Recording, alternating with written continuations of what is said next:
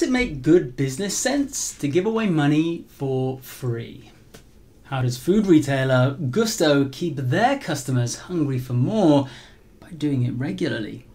And why should you reward your ranters as much, if not more, as the ones who show support? This is Zonal Marketing.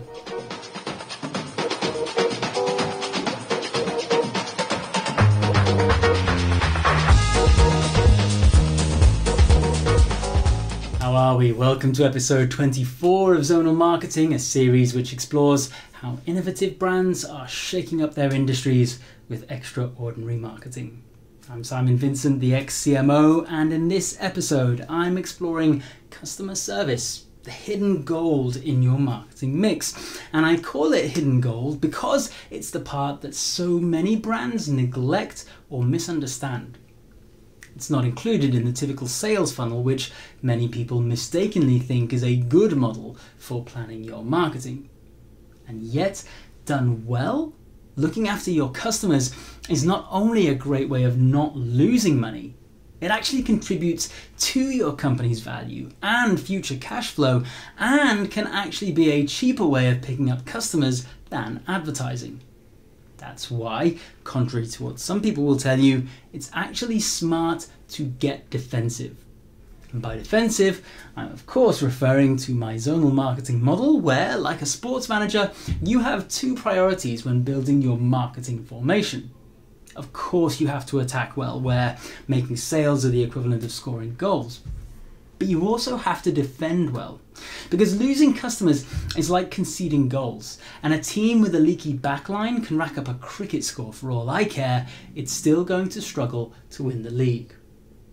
In the next section, I'm going to detail how one company has mastered the art of taking negative, customer-initiated feedback and turning it into all but guaranteed future income.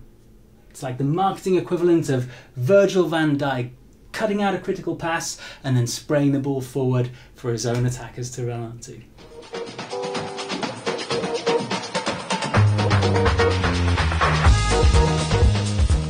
So this is a personal example. My family order 3 meals a week from Gousto, the meal kit retailer.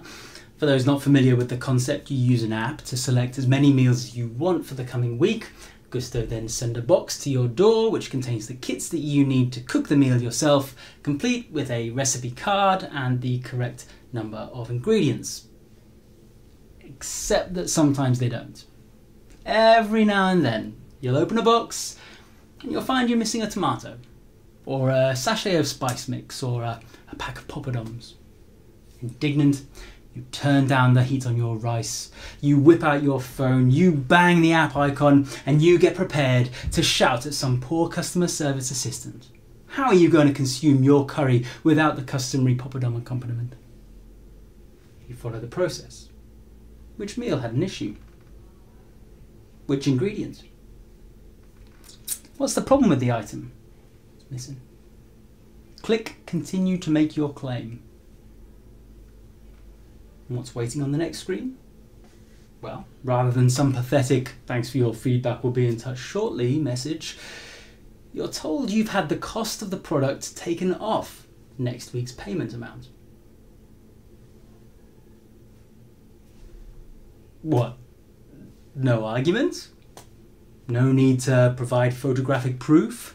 No hassle? You hear that boiling pot of rice start to simmer down. What a painless experience, you think. How nice that they just trust me. I wonder if other people take the mick, you think. Maybe I should. And then you don't. Because you like Gousto. And you appreciate being treated like an adult. And you don't want to spoil that for everyone else by being a bit of a dick. You've got what you wanted, an acknowledgement and some form of compensation. You can probably survive without the poppadom just for tonight. Meanwhile, Gousto have retained a customer. Maybe they've even gained an advocate. And all the time, they aren't actually out of pocket.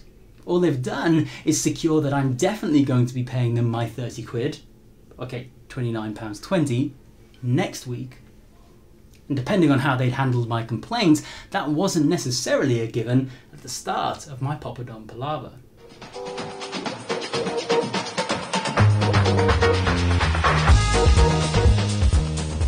Perhaps you're hearing this example and think that Gousto are being naive. Perhaps you're thinking that you would take the mick and claim a couple of quid back each week just to see what happens. Perhaps you're even downloading the app right now and setting up a subscription, in which case, no worries Gousto, I just picked you up another paying customer.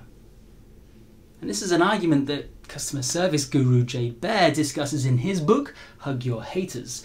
Quoting the founder of Fresh Brothers Pizza, a company that regularly gifts money off a next purchase to customers, he writes, "These people are providing feedback to your business for free. So rewarding them with a $10 or $15 gift certificate makes them feel great first of all, but it's just really smart. It's really an easy way to build a relationship with people and to get them to be even further invested emotionally in your company." Furthermore, Baer interviews fellow marketer Gary Vaynerchuck, who highlights why it actually makes financial sense to follow the Gousto method. Addressing the question of what if everyone took advantage of such an offer, he says, who cares? That's the cost of doing business. I wish everybody would give away free gift cards, he says, because it would provide a better cost of new customer acquisition than marketing does. It's literally better, finishes Vaynerchuck, to give away free gift cards to everybody than to do a broad, expensive marketing campaign. What's the lesson that small businesses can take from this? Simply, give money away. And not just to the complimenters. Give it to the complainers. After all, they're the ones who are helping you improve your service. And if you're a small company, you're probably finessing your offering anyway and could do with the advice. I'm not talking about handing out £5 notes, but offering 10% of their next purchase practically guarantees you the 90% of the money that they spend on that thing. 90% that you probably were never going to get if you treated the customer badly and they decided to never come back. If they don't use their gift card, well then all you've lost is the cost of the printing. And that is why you should give money away for free.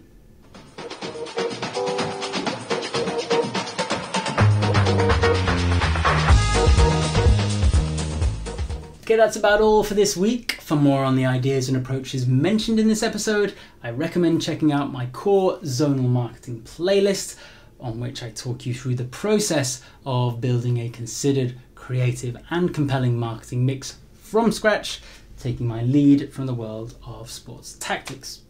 If you prefer more of the human touch, you can ask me to talk through these ideas with you and your team one-to-one. I'm available for speaking gigs, training sessions and client work. And to find out how to talk to me about any of that, please visit x-cmo.com. Check back here every week for a new episode, each one exploring how an innovative brand is shaking up their industry with extraordinary marketing. As always, if you're enjoying this series, please do like, comment, share, subscribe and or review, depending on the platform you're on. It all really helps the channels, and if it helps the channels, I'm hoping it'll help more people just like you. Until next time, thank you for your attention.